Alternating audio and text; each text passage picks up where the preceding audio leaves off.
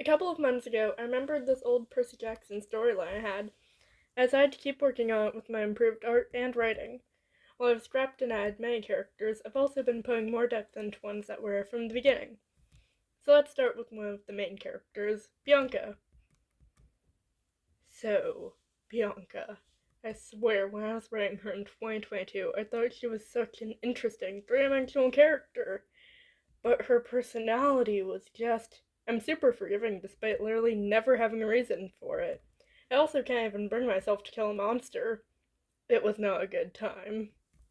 Anyway, I've changed her a lot recently.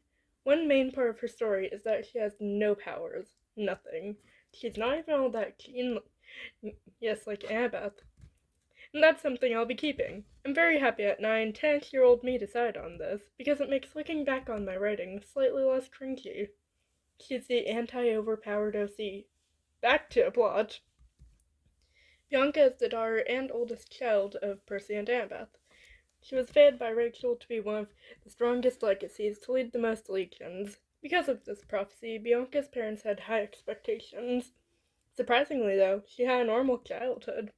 Her little brother Luke was born 5 years after her, and that's where problems started. Percy and Annabeth had been a bit confused by Bianca's lack of magic. They assumed that maybe she would get the normal age, 13 to 10. But Luke had already learned simple tricks with water at hardly a year old. The only way Annabeth and Percy were sure that Bianca was even partially God was because she accidentally cut her hand with a celestial bronze knife. Then they had one question. Was the prophecy wrong, or did Bianca just need more training? Bianca was sent to Camp Half-Blood at the ripe old age of 6.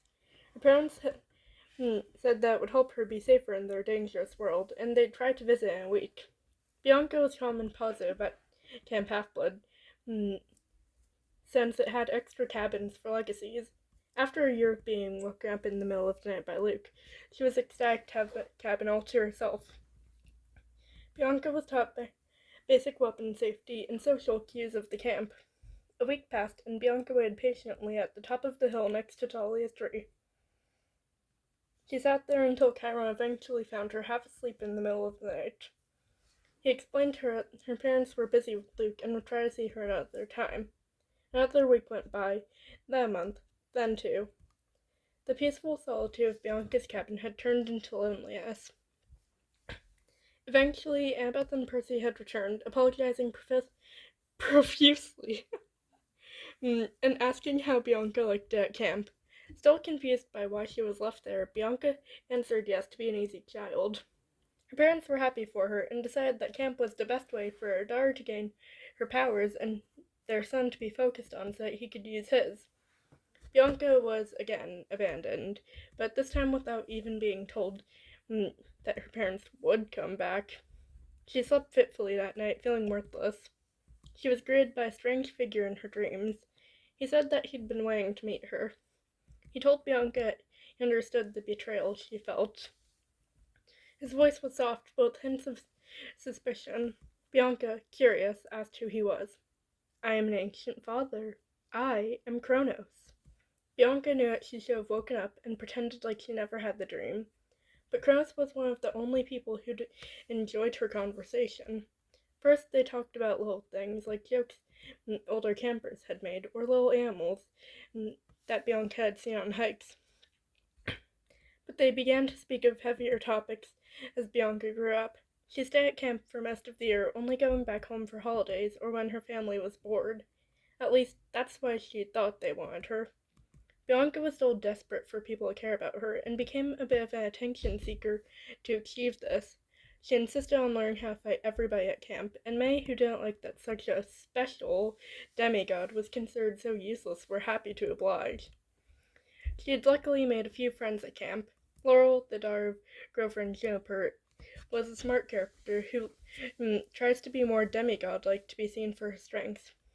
Jason, the son of Leo and Calypso, is a fiery character who loves to be a center of attention and enjoys faking a rivalry with Bianca. You'll see their designs later. While she trains for years to please people, she also has nightly conversations with Kronos. She started to see him as a new father, but occasionally he told her things that felt wrong. Rose began to convince Bianca that her family didn't deserve her. That might have been true. Bianca and Luke mostly knew each other by title and assumptions. To her, Luke was a brat who never needed to work for what he got, causing her jealousy. When Bianca turned 15, Kronos let her in on his plans for a new, fixed world. He asked if she would help him make sure no parent would feel so righteous about losing their child. Bianca gladly accepted his offer. He explained how to revive him, and she said she'd think about it. She soon started bringing her friends and other demigods deep into a forest to tell them about Kronos' design for a better life for everybody who would join it. Jason was disgusted by her scheme, but Laurel, Charles, the son of Clarice and Chris, and Selena, the daughter of Piper and Shell, were drawn into her ideology. While many others agreed and disagreed, nobody dared tell Chiron. Bianca had been taught everybody's fighting style, and they knew that she never cared for what she had to do for power. She was aggressive without needing any magic for it. But everybody avoided her after they were taken for her speeches. Chiron had noticed that something was wrong and spoke to Percy and Annabeth about their daughter's behavior. They took her back home to stay a week more, while Luke, now 10, was sent to camp for his first time. Her parents promised that Luke would be visited in a week when they brought Bianca back to camp. This repetition sent her into a silent flurry of rage, not because she thought they were lying, but because she knew they weren't. Bianca argued with her parents during dinner. Percy took her on a walk after. He admits that he wasn't the best dad and regrets leaving Bianca.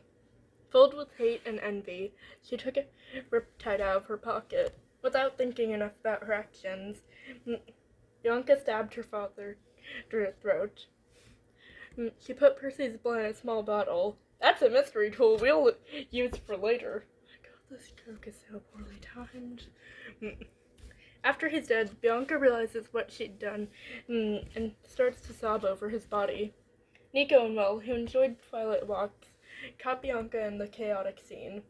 While Will and Nico tried to save Percy in vain, Bianca escaped into the night. She slices her hand and pours Percy's blood onto hers. Kronos is revived by a ritual and helps Bianca with her dreams to create a perfect world, no matter what it takes. You may have questions. What is Luke's true personality? How did Annabeth react to the murder of Percy? It will all be explained in their own speed paints, but for now, that's where I'll stop.